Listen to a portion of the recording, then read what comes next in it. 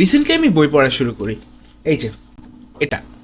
তো হ্যাঁ, বই পড়ার মাধ্যমে নিজের মধ্যে একটা চেঞ্জেস লক্ষ্য করতে পারতেছি। হইতে পারে চেঞ্জেসটা অনেক হিউজ লেভেলের না, কিন্তু আবার একটা মাইনরও চেঞ্জেস না। আমাদের একটা ওয়েট, শুরু থেকে শুরু করি। আচ্ছা চল সবাই মিলে আমরা কালকে বই মেলায় যাই। যাওয়া যায়, কি বলছ তুই? হ্যাঁ যাওয়া যায়। হ্যাঁ চল চল, অনেক মজা হবে। চল তাহলে Okay. কালকে বিকাল 4টায় আমরা একসাথে যাচ্ছি। বই মেলায় যাব। হ্যাঁ, বই মেলায় যাব। নিচে কি দেখেন? হ্যাঁ, উপরে দেখেন, দুষ্টু। আমি আমার ছোট ছোট জায়েন্ট পা নিয়ে বের হয়ে যাই বই মেলার উদ্দেশ্যে। বই মেলায় যাওয়ার পথে ফাহাদ ভাই আর আমি একসাথে যাব। প্রত্যয় ওর কলেজের ফ্রেন্ডের সাথে অলরেডি বই মেলা এক্সিস্ট করতেছে, আর আলাভি আডিয়া ওরা আলাদা করে আসবে। আমাদের প্ল্যান অনুযায়ী আমি বের হয়ে যাই, ফাহাদকে কল দিই। আনফর্চুনেটলি আমার আবার ব্যাগ যেতে হয়, কিন্তু ফাহাদ এসে 10 নম্বর স্টেশনে দাঁড়িয়ে থাকে, ওর জন্য ওয়েট করতেছিল। এখন ভাগ্য যখন সাথে থাকে না, তখন কি আর করার। মেট্রো স্টেশনে গিয়েও দেখি ওদের কাছে ভাঙতি টাকা নাই। তো অন মাই ওয়ে ভাঙতি টাকা করার জন্য, পুরো টাকার বলি দিলাম, কিছু করার নেই। মেট্রোতে ফাইনালি উঠে পড়লাম। হ্যাঁ, উঠার পরে প্রথমে পুলক ভাষায় দেখা হয়ে গেল। Wow, what a coincidence. Pulak ভাই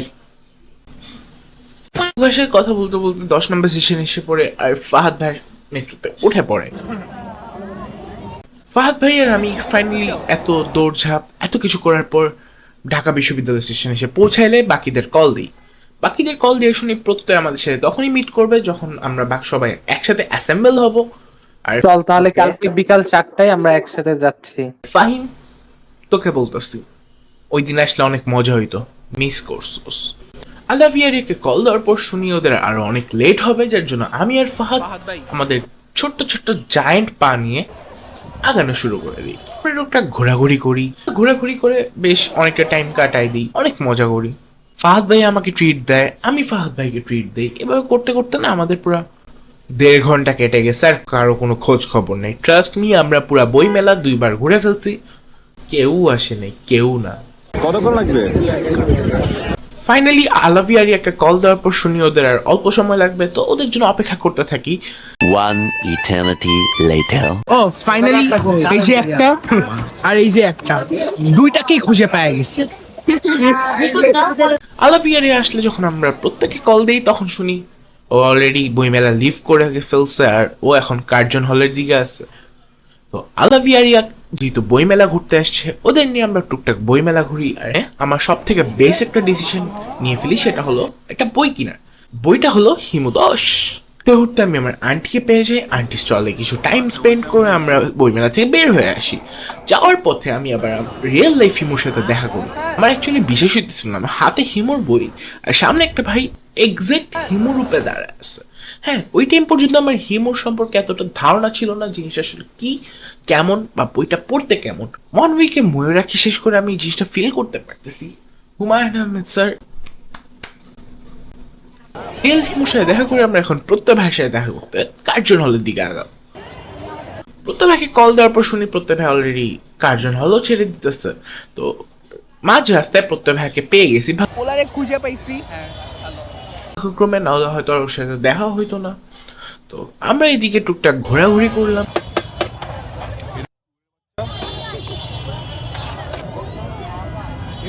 টুকটাক ঘোরাঘুরি করার পর আমরা চলে গেলাম আমাদের কার্জন হলে। হ্যাঁ, কার্জন হলে গেলাম, ওইখানে অনেক মজা হয়েছে। तू मेरे से प्यार करती है या नहीं करती? ये बता दे तू। नहीं, मैं तेरे से लास्ट पर पूछ रहा हूँ, तेरा मेरे से प्यार है या नहीं? আজ আমি অনেক ছবি তুলে দিছে আর কি। হ্যাঁ,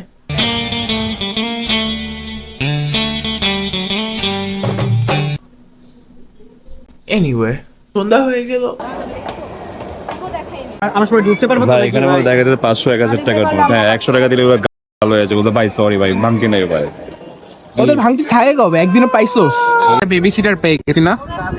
এখন আমাদের ক্ষুধা লাগছে, সকাল থেকে আমরা কেউ কিছু খাইনি এক্সেপ্ট আমি আর ফাহাদ কিছু আইসক্রিম আর কোল্ড ড্রিঙ্কস খাইছি। পেট ভরে নেই ভাই, পেট ভরে নেই, ট্রাস্ট মি, পেট ভরে নেই।